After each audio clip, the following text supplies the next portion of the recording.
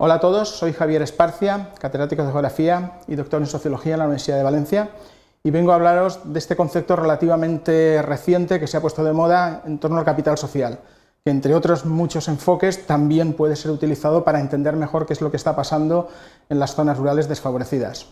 En primer lugar, la idea básica es aportar un elemento nuevo para el análisis y de cara a las estrategias orientadas a la despoblación, evitar la despoblación en áreas rurales. La primera idea es entender qué es el capital social. Hay muchas definiciones, hasta la saciedad, pero dos o tres nos pueden servir para centrarnos muy bien en qué es lo que entendemos por capital social. En primer lugar, se entiende que es aquellas normas que hacen que haya cooperación entre dos partes. Eso es una definición muy clara y muy sencilla y muy útil.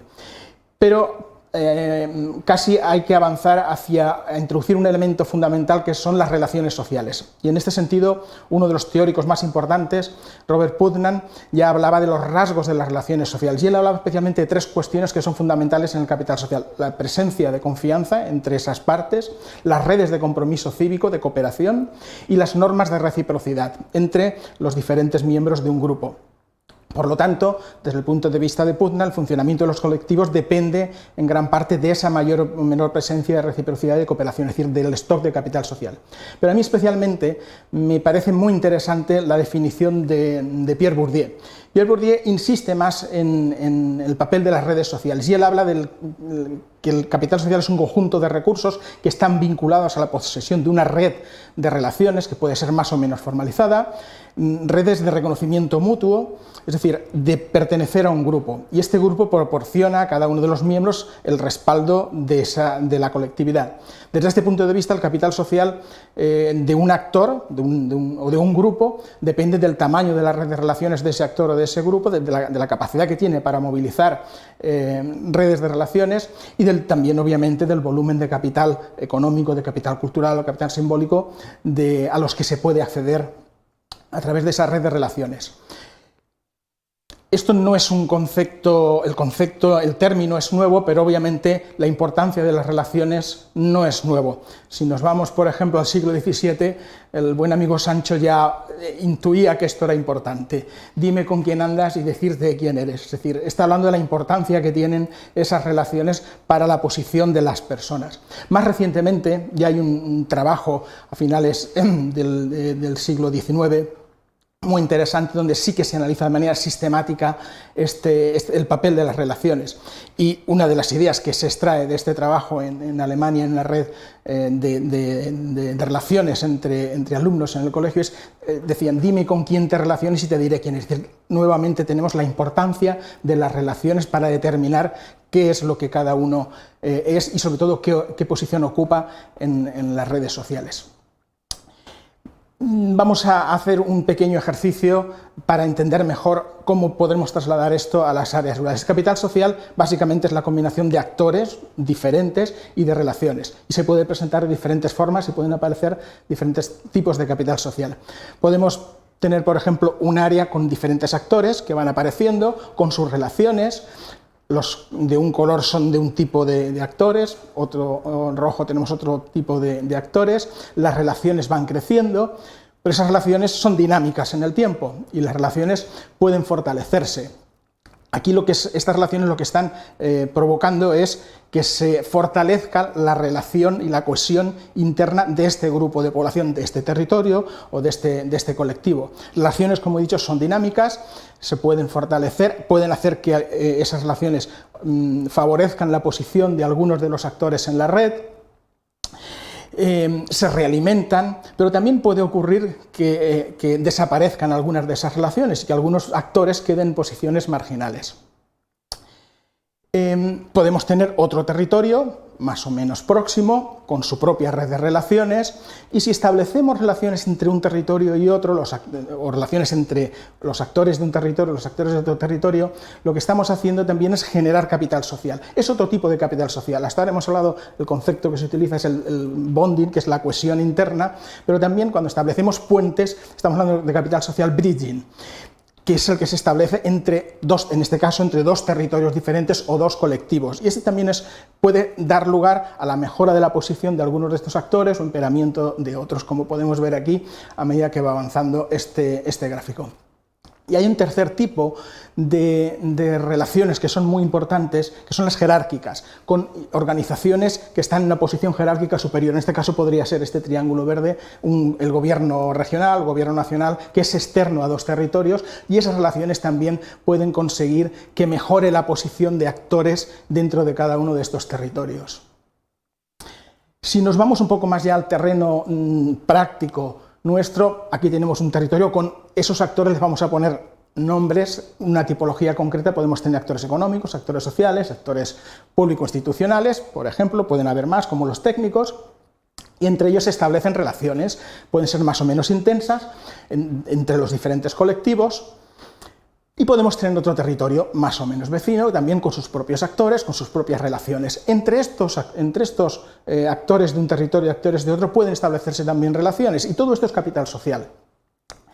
Las relaciones pueden ser entre los actores del mismo tipo o entre actores de diferente tipo, por supuesto, pero lo importante son las relaciones entre un territorio y otro territorio.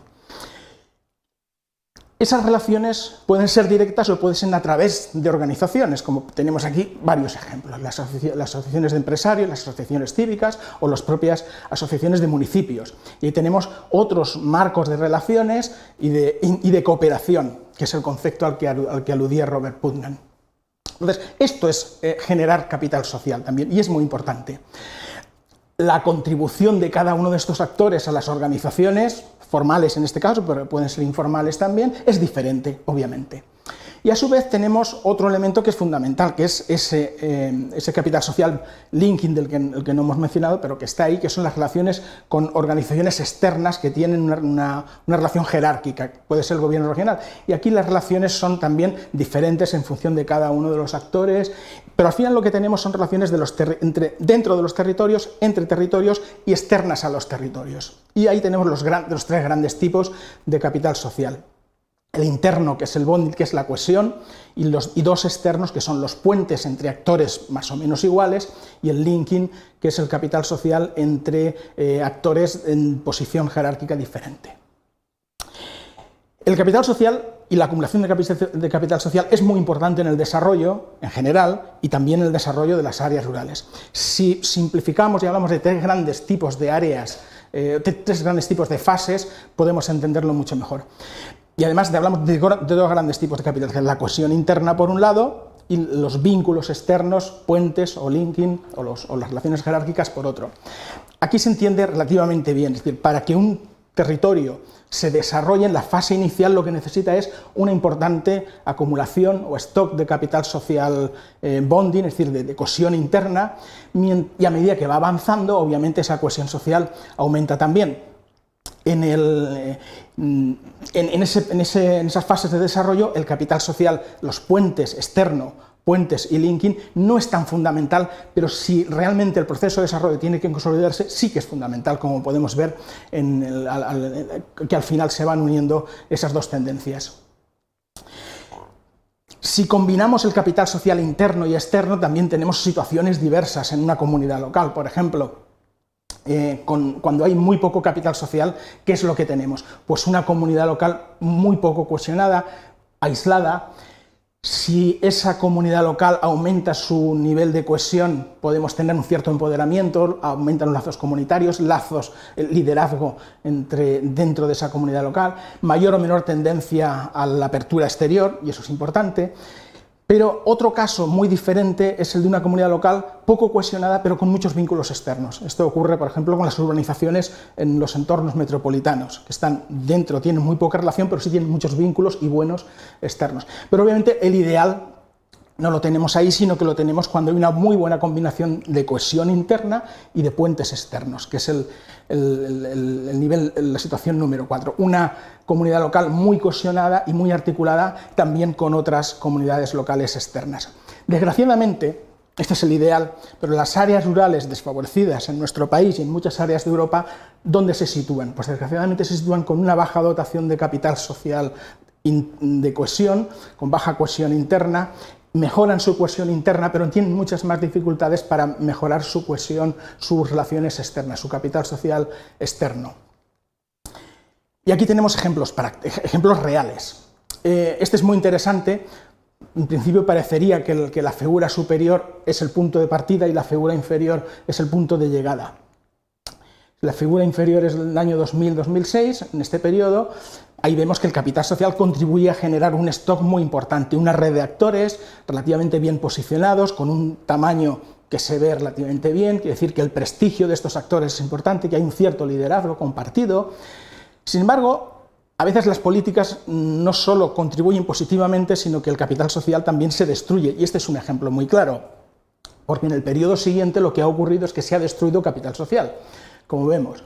Es decir, lo que ha ocurrido es que la red se ha desarticulado, y en gran parte aquí lo que ha ocurrido es que son efectos negativos de una política de desarrollo rural muy mal aplicada.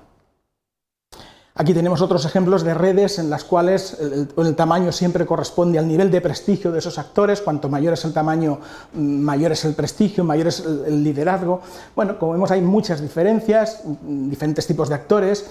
Es muy importante destacar el color de las relaciones. La relación roja es la bidireccional, es decir, el reconocimiento mutuo. Cuanto mayor es el número de estas relaciones, mucho más importante es el capital social, el stock de capital social que tenemos ahí. Y aquí tenemos otro ejemplo, en una comarca, en dos comarcas, en un área líder, que tiene 2 o 3 comarcas. ¿Y qué es lo que vemos? Pues que hay unos actores en una de las subcomarcas o áreas donde predominan los actores institucionales, donde hay mucho liderazgo. En la otra comarca, en la comarca de la derecha, en el Solsonès, por ejemplo, tenemos muchos liderazgos compartidos, de tipo diferente. No hay tantos liderazgos institucionales, pero sí que hay liderazgo de tipo cívico-social, y eso está relacionado con movimientos políticos y cívicos. Y luego hay algunos actores que juegan un papel puente fundamental entre esas dos subáreas, y eso también destaca. Hay actores sociales que no acumulan capital social, no acumulan prestigio, pero sí juegan un papel de puente fundamental, como tenemos en algunos de los actores de la Noia Vallès en el color verde. Y ya casi para acabar, aquí tenemos otra área que destaca fundamentalmente por un fuerte liderazgo de tipo técnico, no institucional, como veíamos anteriormente, y en torno a ese liderazgo hay algunos actores económicos, empresariales, que juegan un papel significativo, y el resto tienen un papel no marginal, pero casi marginal. Entonces, los liderazgos son buenos, pero no son suficientes para estimular los procesos de desarrollo.